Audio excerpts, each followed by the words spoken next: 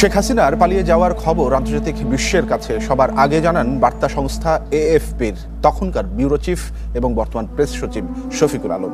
তার মাধ্যমেই বিশ্ব জানতে পারে আন্দোলনের মুখে তাসের ঘরের মতো ভেঙে পড়েছে আওয়ামী ক্ষমতা কাঠামো। হাসিনার পালিয়ে যাওয়ার খবরটি প্রথম ব্রেকিং নিউজ হিসেবে প্রকাশের স্বীকৃতি হিসেবে শফিকুল আলম পেয়েছেন the society of publishers in Asia পুরস্কার। ছাত্র জনতার গণঅভ্যুত্থানে আওয়ামী লীগ সরকার পতনের বর্ষপূর্তি আজ। এক বছর আগে এই দিনে শেখ হাসিনা পালিয়ে যাওয়ার যে ভিডিও দেখা যায়, তারপরও 30 মিনিটের মতো দেশের মাটিতেই ছিলেন তিনি। কিভাবে, কোন পথে, কাদের হাত ধরে দেশ ছাড়তে পেরেছিলেন শেখ হাসিনা? সহকর্মী আহমেদ রেজাকে সাথে নিয়ে উত্তর খুঁজেছেন আখলাক। আসসালামু আলাইকুম দর্শক শ্রোতা, নতুন একটা ভিডিও জানাচ্ছি স্বাগত। নিয়মিত পাওয়া তাজা এবং গরম খবর। আজকের এই ভিডিওটি কতটা গুরুত্বপূর্ণ, কতটা চাঞ্চল্যকর, ইতিমধ্যে আপনারা ভিডিওর অংশ বিশেষ দেখেই বুঝে গিয়েছেন কোন দিকে ইঙ্গিত করছে আজকের এই ভিডিওটি। আশা রাখবো সম্পূর্ণ দেখবেন। সেই সাথে বর্তমান প্রেক্ষাপটের আলোচিত এবং সমালোচিত সকল খবর নিয়ে হাজির হয়েছে আজকের এই ভিডিওতে। বেশি কথা নয়, চলুন বিস্তারিত ভিডিওতে চলে যাবো। তার আগে রিকোয়েস্ট করবো, যারা ভিডিও দেখতে পছন্দ করেন চ্যানেলটি সাবস্ক্রাইব করে সাথেই থাকবেন। চলুন এই ভিডিওতে লাইক করে দিয়ে আমরা বিস্তারিত ভিডিওগুলো মোবাইলের স্ক্রিন থেকে ধারাবাহিকভাবে একের পর এক দেখে আসি। ছাত্র জনতার গণঅভ্যুত্থানে আওয়ামী লীগ সরকার পতনের বর্ষপূর্তি আজ। এক বছর আগে এই দিনে শেখ হাসিনা পালিয়ে যাওয়ার যে ভিডিও দেখা যায়, তারপরও 30 মিনিটের মতো দেশের মাটিতেই ছিলেন তিনি। কেবল শেখ রেহানা নয়, সঙ্গে করে নিয়ে যান ববি সহ আরো 3 জনকে। তৎকালীন বঙ্গবন্ধু ঘাঁটি থেকে উড়াল দেওয়ার ঠিক আগ মুহূর্তে শেখ হাসিনার সাথে দেখা করেছিলেন তারেক সিদ্দিকী সহ গুরুত্বপূর্ণ কয়েকজন। তাদের বহনকারী ফ্লাইটের মুভমেন্টেও কোনো ভিআইপি নিরাপত্তা ছিল না। হাসিনার সেফ এক্সিট এতটাই সাধারণভাবে করা হয় যা খুনাক্ষরেও আজ করতে পারেনি এয়ার মুভমেন্টে কর্মরতরাও। কিভাবে, কোন পথে, কাদের হাত ধরে দেশ ছাড়তে পেরেছিলেন শেখ হাসিনা? সহকর্মী আহমেদ রেজাকে সাথে নিয়ে উত্তর খুঁজেছেন আখলাক। শেখ হাসিনার দেশ ছেড়ে যাওয়ার এই ভিডিও ফুটেজটি দেখেছেন সবাই। অনেকেই বলেন এটি শেখ হাসিনার পলায়নের ফুটেজ, আসলে কিন্তু তা নয়। ফুটেজটি ধারণ করা 5 আগস্ট বেলা 2:35 থেকে 40 মিনিটে। লোকেশন হযরত শাহজালাল বিমানবন্দরের পাশে কুর্মিটোলায় বিমান বাহিনীর তখনকার বঙ্গবন্ধু ঘাঁটির এয়ার মুভমেন্ট এলাকা। বিএএফ শাহীন কলেজের পাশের অফিসার্স মেস থেকে মোবাইলে এই ফুটেজ ধারণ করেছিলেন বাহিনীরই একজন। বিমান বাহিনীর MI-17 হেলিকপ্টার থেকে নেমে 4টি সুটকেস সহ গাড়িতে উঠছেন শেখ হাসিনা ও রেহানা। এরপর গাড়িতে করে যে এয়ার মুভমেন্টের ভিভিআইপি রুমে 20 মিনিট অবস্থান করেন তারা। কি হয়েছে এই 20 মিনিটে, কেনই বা সেখানে অবস্থান? জানা যায় শেষ মুহূর্তে কারো জন্য অপেক্ষা করছিলেন 2 বোন। এরই মধ্যে এয়ার মুভমেন্ট এলাকায় একে একে 4টি গাড়ি প্রবেশ করতে দেখা যায়। প্রথম গাড়িটিতে ছিলেন শেখ হাসিনার সামরিক উপদেষ্টা তারেক সিদ্দিক। নিজের পরিচয় দিয়ে গাড়িবহর সহ ঢোকেন এয়ার মুভমেন্টের ভিভিআইপি জোনে। মূলত আরো 3 জনের জন্যই ছিল হাসিনা রেহানার সে অপেক্ষা। রেহানার ছেলে ববি সহ আরো 2 জন ছিলেন তারেক সিদ্দিকের ওই গাড়িবহর। ততক্ষণে স্ট্যান্ড বাই বিমান বাহিনীর C-130 জুলিয়েট হারকিউলিস। তখন গণভবনে ঢুকে পড়েছে বিক্ষুব্ধ ছাত্র জনতার ঢল। এরই মধ্যে সংক্ষিপ্ত সাক্ষাৎ শেষে তড়িঘড়ি করে C-130-তে ওঠেন শেখ হাসিনা সহ 5 জন, সাথে SSF-এর 1 জন ও ক্রু। ঢাকার গ্রাউন্ড কন্ট্রোলারের মধ্যে রেডিও যোগাযোগের রেকর্ডিং থেকে জানা যায় বিমানটি তৎকালীন বঙ্গবন্ধু এয়ারবেস থেকে রানওয়ে 32-তে যাওয়ার জন্য ট্যাক্সিওয়ে সাউথ আলফা বেছে নেয়। ঠিক বেলা 3:09 মিনিটে ভারতের উদ্দেশ্যে টেক অফ করে বিমানটি। ফ্লাইট প্রোগ্রেস স্ক্রিপ্ট থেকে জানা যায় ঢাকা থেকে টেক অফ করার সময় ট্রেনিং মিশন হিসেবে উড্ডয়ন করে বিমানটি। যতক্ষণ বাংলাদেশের আকাশে ছিল ততক্ষণ ট্রান্সপন্ডার ছিল বন্ধ।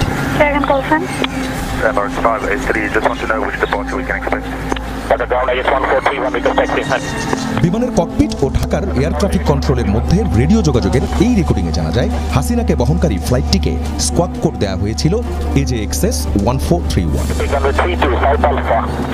ঢাকা ইটিসির রাডার মনিটরের স্ক্রিন গ্র্যাব দেখায় ফ্লাইট AJXS 1431 ভারতীয় আকাশসীমায় প্রবেশের কিছুক্ষণ আগে তার ট্রান্সপন্ডার চালু করে।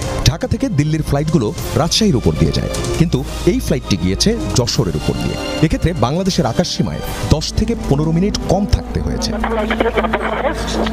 বিমানটি কলকাতার আকাশসীমার ওয়ে পয়েন্টে পৌঁছানোর পর ট্রান্সপন্ডার ও স্বয়ংক্রিয় জিও লোকেটর চালু করে। এরপর থেকেই রাডারে দৃশ্যমান হয় বিমানটি, তার আগে পর্যন্ত নয়। পরে সেটি ভারতের রাজধানী দিল্লি থেকে 30 কিলোমিটার দূরে গাজিয়াবাদের হিন্দন বিমান ঘাঁটিতে অবতরণ করে। শেখ হাসিনা বাংলাদেশের আকাশসীমা অতিক্রম করার পর আনুষ্ঠানিকভাবে আসে সেনাপ্রধানের ঘোষণা। মাননীয় প্রধানমন্ত্রী পদত্যাগ করেছেন এবং এখন একটা ইন্টারিম গভর্নমেন্ট ফর্ম করে আমরা আমাদের কার্যক্রম পরিচালনা করব। তারও আগে দুপুর 2:30টায় এসএসএফ সদস্যরা গণভবন থেকে শেখ হাসিনা ও রেহানাকে চীন মৈত্রী সম্মেলন কেন্দ্রের পাশের এই জায়গাটিতে নিয়ে যায়। সেখানে ইটের স্তূপের পাশে অপেক্ষায় ছিল বিমান বাহিনীর MI-17 হেলিকপ্টারটি। 5 আগস্ট ভোর, গণভবনকে কেন্দ্র করে সর্বোচ্চ নিরাপত্তা, পুরো এলাকায় শুনশান নীরবতা। ব্রডব্যান্ড, মোবাইল ডাটা ভোর থেকে হঠাৎই পাওয়া যাচ্ছিল না কোনো কানেকশন। ওদিকে সকাল থেকে লং মার্চ টু ঢাকা পালনে জনতার ঢল ঢাকামুখী মহাসড়কে।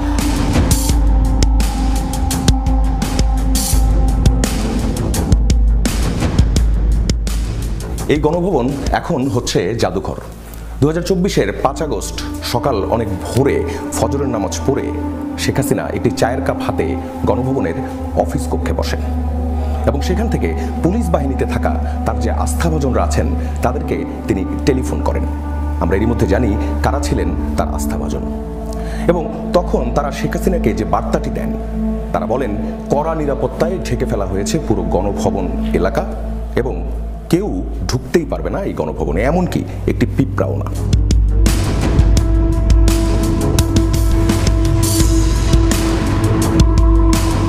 সকাল তখন 10:30। 3 বাহিনীর প্রধান তখন গণভবনের এই কক্ষে। তারা শেখ হাসিনাকে জানান পরিস্থিতি নিয়ন্ত্রণের বাইরে। উল্টো তাদের উপরই ক্ষেপে যান শেখ হাসিনা এবং তাদেরকে ভৎসনা করেন। এরপর বাহিনী প্রধানরা বলেন বহু মানুষ মারা যাবে, কারণ কোনোভাবেই গণভবনের দিকে আসা জনস্রোত আর ঠেকানো যাবে না। তারপর শেখ হাসিনা আবারও দ্বারস্থ হন পুলিশের। তখনও সক্রিয় পুলিশের কমান্ড সেন্টার। সেখান থেকে মাঠ পর্যায়ে গুলি চালানোর নির্দেশ দেওয়া হচ্ছিল। সকালের মধ্যেই মৃতের সংখ্যা ছাড়ায় 100-রও বেশি। চাংখারপুল, যাত্রাবাড়ি, আশুলিয়া, সাভার, উত্তরায় চলে নির্বিচারে মানুষ হত্যা। পরিস্থিতি একা আর সামাল দিতে পারেনি পুলিশ। বেলা 11টা থেকে 11:30টার মধ্যে শীর্ষ কর্মকর্তারা শেখ হাসিনাকে জানান জনস্রোত গণভবনে ঢুকতে আর 1 থেকে 2 ঘন্টার ব্যাপার। শেখ হাসিনার সামনে তখন একটাই পথ, পদত্যাগ। সেনাপ্রধানের এই প্রস্তাব প্রত্যাখ্যান করেন তিনি। তারপর 3 বাহিনী প্রধান শেখ রেহানাকে পাশের একটি রুমে নিয়ে যান এবং সেখানে গিয়ে তাকে বোঝানোর চেষ্টা করেন। শেখ রেহানা শেখ হাসিনাকে বোঝানোর চেষ্টা করে ব্যর্থ হন। তারপর 3 বাহিনী প্রধান ফোন করেন সজীব ওয়াজেদ জয়ের কাছে। জয় তার মাকে বিষয়টা বোঝাতে সক্ষম হন এবং এরপর শেখ হাসিনার আবদার তিনি ধানমন্ডি 32 নম্বর এবং টুঙ্গিপাড়ায় বঙ্গবন্ধুর সমাধিতে শ্রদ্ধা জানাতে যাবেন, কিন্তু তাতে ঝুঁকি আরও বাড়বে বলে সেটিও প্রত্যাখ্যান করা হয়। এরপর তিনি সংক্ষিপ্ত একটি ভাষণ দিতে চাইলেন, যেটি জাতির উদ্দেশ্যে ভাষণ। সেই ভাষণও প্রত্যাখ্যান করা হয়, কারণ তখন তাকে জানানো হয় গণভবনের দিকে আসা যে জনস্রোত তা আর মাত্র 45 থেকে 50 মিনিটের দূরত্বে। গণভবনে 2 ঘন্টার সেই উত্তপ্ত বিতর্কের পর শেষমেশ দুপুর 12:30টার কিছু পর পদত্যাগপত্রে স্বাক্ষর করেন। আজ ঐতিহাসিক 5 আগস্ট। বাংলাদেশে অবশ্য যে জিনিস ঐতিহাসিক না তার সাথেও ঐতিহাসিক লাগানোর প্রবণতা আছে। ছোটবেলায় দেখতাম জনসভা হবে ঐতিহাসিক, এই মাঠে ঐতিহাসিক জনসভা, ব্যক্তির নামে শুধু ঐতিহাসিক বলতে দেখিনি। কিন্তু 5 আগস্ট সত্যিকার অর্থেই একটা ঐতিহাসিক দিন, বাংলাদেশের জন্য না, পৃথিবীর জন্যই। একজন স্বৈরাচারকে কিভাবে একটা দেশের জনগণ স্বতঃস্ফূর্ত গণ অভ্যুত্থানের মাধ্যমে, আই রিপিট, স্বতঃস্ফূর্ত গণ অভ্যুত্থানের মাধ্যমে, এটা খুব অর্গানাইজ স্ট্রাকচার্ড কিছু ছিল না, তার পতন ঘটায় এবং তাকে পালিয়ে যেতে বাধ্য করে, এ এক অনন্য নজির পৃথিবীর সামনে। এটা পৃথিবীর জন্যই একটা ঐতিহাসিক দিন। শুধু একজন ব্যক্তি বা একটা পরিবার না, একটা দলের মধ্য থেকে নিম্ন পর্যায় পর্যন্ত নেতাকর্মীরা সব পালিয়ে গেছে। সমাজের বিভিন্ন শ্রেণী পেশার মানুষ যারা তাদের সাথে অ্যালাইন্ড ছিল, তাদের দোসর ছিল, তারা পালিয়ে গেছে। এত ম্যাসিভ স্কেলে এই ঘটনা সচরাচর ঘটেনি, পৃথিবীর ইতিহাসেই ঘটেনি। সো 5 আগস্ট নিয়ে অনেক কিছু করার আছে, অনেক কিছু বলার আছে। সবাই যেটা করছেন জুলাই আগস্টে দেখছি স্মৃতিচারণ করছেন। স্মৃতিচারণ আমি আরেকদিন করব, ভবিষ্যতের কোনো 5 আগস্টে, আরও সময় বয়ে যাক। তারপর একটা কাজ একটু আজকে করতে চাই, সেটা হলো মানে প্রত্যাশার প্রাপ্তির হিসাব মেলানো। ইনফ্যাক্ট জুলাই আসার সাথে সাথেই এই প্রবণতা শুরু হয়েছে। টিভিতে যখনই টক শোতে যাই তখনই এই প্রশ্ন, এই পুরো জুলাই মাস ধরে শুনেছি, এখন আগস্ট এসছে, একই প্রশ্ন চলেছে। আমাকে যদি কেউ জিজ্ঞেস করে বর্তমানে 1 বছর, ঠিক 1 বছর পূর্ণ হলো শেখ হাসিনার পালিয়ে যাওয়ার, পতনের, আমি কিভাবে দেখছি, আমার প্রাপ্তি কেমন মনে হয়, আমরা কি হতাশ হব না আমরা আশাবাদী হব? আমার টেকটা এই প্রসঙ্গে বলি। যখনই আমাকে এই প্রশ্ন করা হয় তখন আমি একটা কথা বলি, আসলে আমরা হতাশ হব কি হব না, এটা ডিপেন্ড করবে আমরা আসলে কি প্রত্যাশা করেছিলাম তার উপরে। প্রত্যাশার সাথে প্রাপ্তি মিলল কি মিলল না, প্রত্যাশার সাথে প্রাপ্তির গ্যাপ কতটুকু, সেটার উপরে ডিপেন্ড করবে আমরা সন্তুষ্ট হব কি হব না। সেটা হচ্ছে প্রধান কারণ। এখন কারো প্রত্যাশা যদি অনেক বেশি হয়ে থাকে, প্রাপ্তি যদি অনেক কম হয়, সেটা তুলনায় কম দেখাবে প্রাপ্তিকে, সে হতাশ হবে, খুব স্বাভাবিক। এই প্রত্যাশাটা খুবই সাবজেক্টিভ। এক একজন এক এক রকমভাবে এক এক জিনিস চেয়েছেন। কেউ স্বতঃস্ফূর্তভাবে চেয়েছেন, কেউ তার ধান্দাবাজির কারণে এক ধরনের খোয়াব দেখেছেন। সব কিছুই এই ধরনের পরিস্থিতি আসলে তৈরি করছে। এখন কী কী চেয়েছি, আমরা কী কী পাইনি সেই আলাপটা আগে করে একটা কথা শুরুতে বলে নেওয়া ভালো। সম্ভবত আমরা কেউই শতভাগ সন্তুষ্ট নই বাংলাদেশ যেই জায়গায় 1 বছর পরে এসে দাঁড়িয়েছে, এটা নিয়ে সম্ভবত কোনো দ্বিমত নেই। এর বাইরে আমরা কী কী চেয়েছিলাম, কী কী পাইনি বলে আলাপ আছে, সেগুলো নিয়ে কয়েকটা কথা এবং সেখানে আমার অবস্থানটা আমি একটু বলতে চাই। যেমন আমরা অনেকে এটাকে বিপ্লব হিসাবে দেখার চেষ্টা করেছি, কেউ কেউ ইনোসেন্টলি, কিন্তু এটার যে মূল প্রবক্তারা ছিলেন, মূল যে ইন্টেলেকচুয়াল সাপোর্ট দিয়েছেন, সেই মানুষগুলো এটা বিপ্লব না বোঝার কোনো কারণ ছিল না। সেই মানুষগুলো বেশিরভাগই মতলববাজির কারণে এটাকে বিপ্লব হিসাবে পরিণত করার চেষ্টা করেছেন এবং এই তত্ত্ব দিয়ে এটা ছড়িয়ে দেওয়ার চেষ্টা করেছিলেন কিছু মানুষের মধ্যে। আমাদের এডুকেটেড মিডল ক্লাসের একটা অংশ এটাকে বিপ্লব বলে ভুল করেছিলেন। ফলে যেটা হয়েছে, যারা বিপ্লব মনে করেছিলেন তারা বিপ্লবের কাছে যা যা চাওয়া যায়, একটা সোশিও ইকোনমিক স্ট্রাকচার, একটা পলিটিক্যাল স্ট্রাকচারের আমূল পরিবর্তন, ওলট পালট, সেটা হয়নি, তাই তারা হতাশ হয়েছেন। আবারও বলছি, ডিপেন্ড করছে কি প্রত্যাশা করা হয়েছে সেটার উপরে। যারা এটাকে বিপ্লবও মনে করেননি তারা শেখ হাসিনার সময় তো আমরা দীর্ঘ সময় লড়াই করেছি। ইনফ্যাক্ট এটা জুলাই আগস্টের ইস্যু ছিল না, বছরের পর বছর আমাদের লড়াইয়ের ইতিহাস আছে। রাজনৈতিক দলগুলো করেছে, সিভিল সোসাইটি করেছে, ব্যক্তিরাও সামাজিক মাধ্যমে তার যতটুকু সাধ্যে কুলিয়েছে ততটুকু করেছে।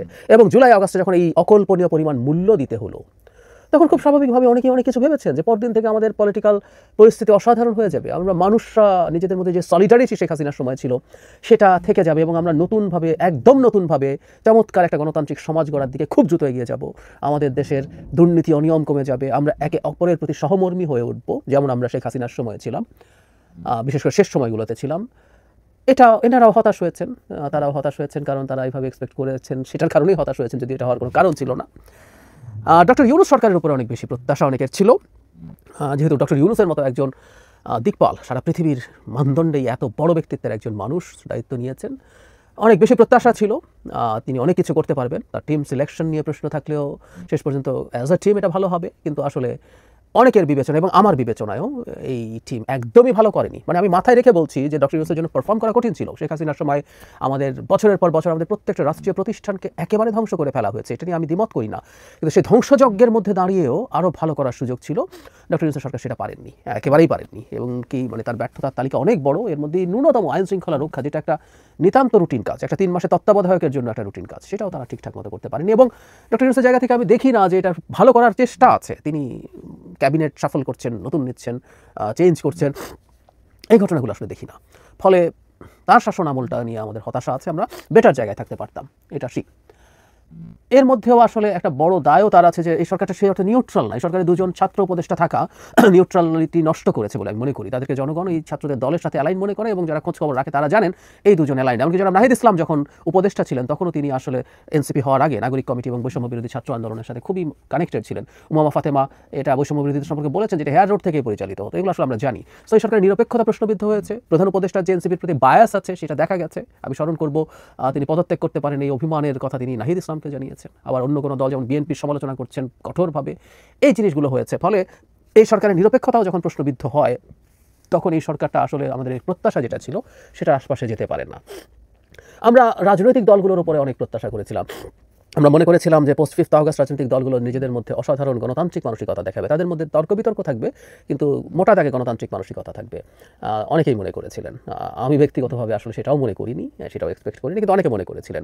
আবার অনেকে এমনও মনে করেছেন যে আমরা একেবারে সব কিছুতেই একমত হয়ে যাবো, যেহেতু আমরা শেখ হাসিনার বিরুদ্ধে একমত ছিলাম। এটা হয় না আসলে। শেখ হাসিনার পতনের জন্য আমাদের যে চাওয়াটা ছিল, এর পরবর্তীতে প্রত্যেকটা দল তার নিজস্ব এজেন্ডা আছে, নিজস্ব পরিকল্পনা আছে, তাই তাদের মধ্যে মতপার্থক্য দ্বিমত এগুলো থাকতেই হবে, থাকারই কথা ছিল।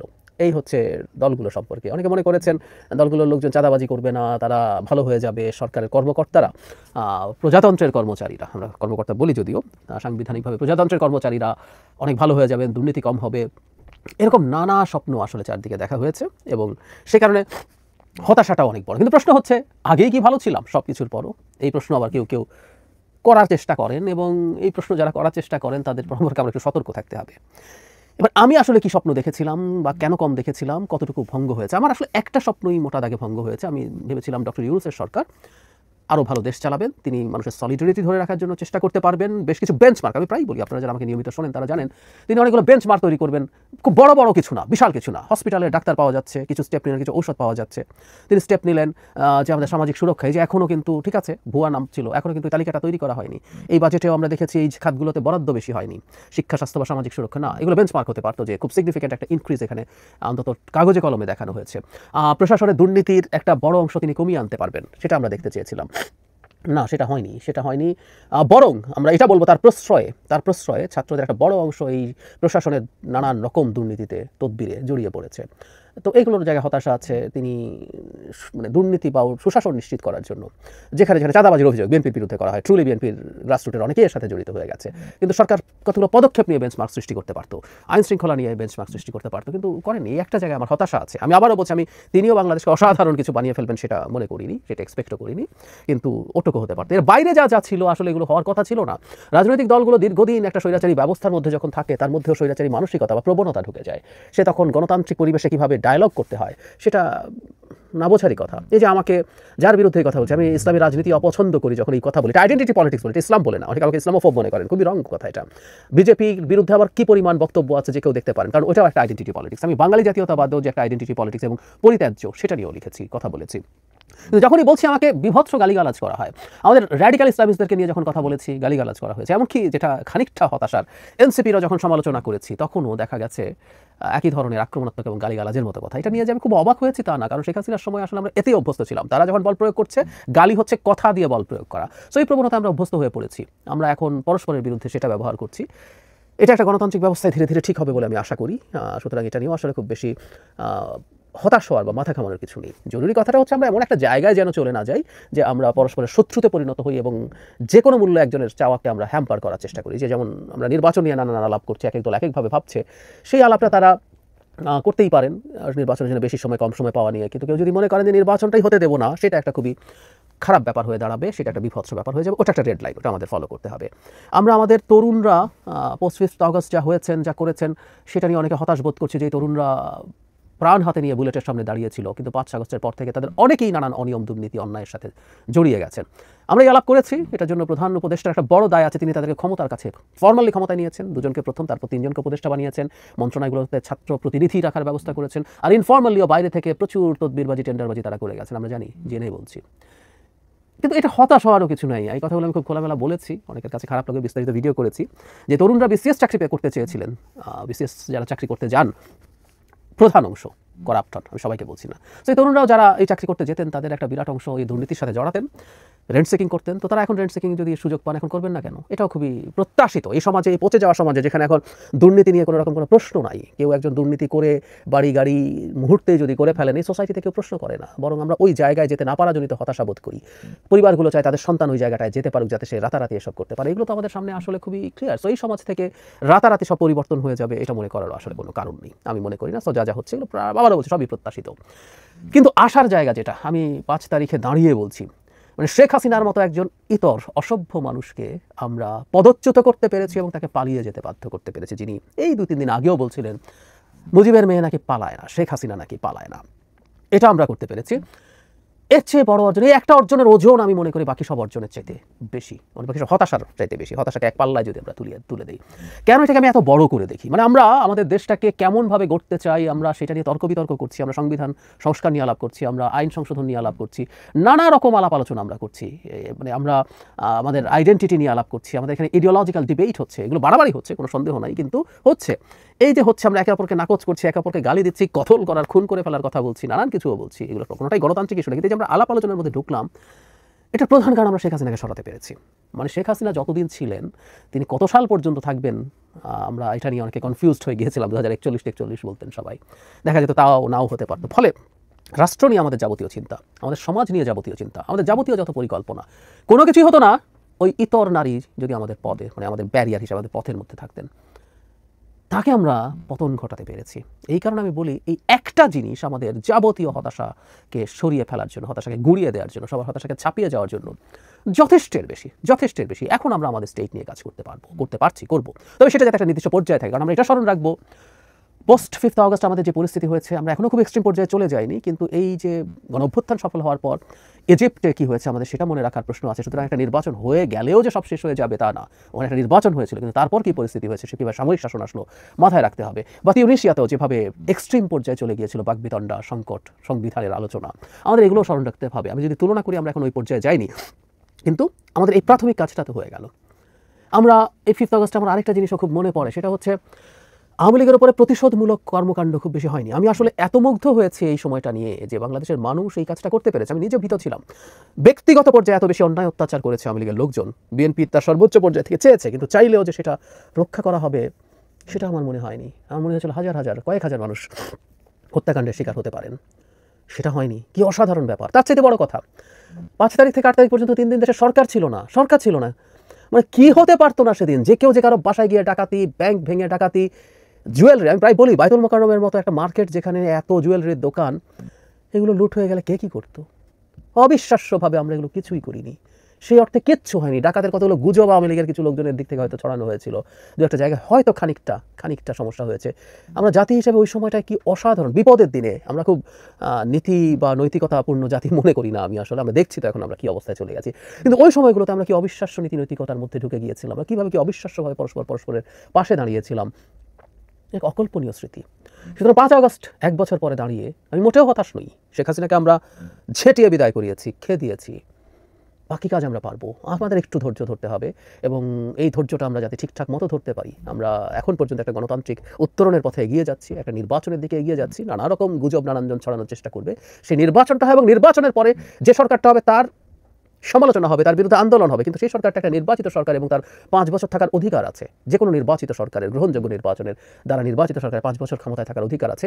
এই বাস্তবতা মেনে যদি আমরা আমাদের ভবিষ্যৎ, যারা বিরোধী দলেও থাকবে তাদের কর্মপরিকল্পনা ঠিক করেন, পরের নির্বাচনে তারা চেষ্টা করবেন তাদের ট্র্যাকশন পাওয়ার জন্য, এমনকি ক্ষমতায় যাওয়ার জন্য, এই প্রসেসটা যদি কেউ মাথায় নিতে পারি, আমি বিশ্বাস করি আমরা সুন্দর দিকে এগিয়ে যাব।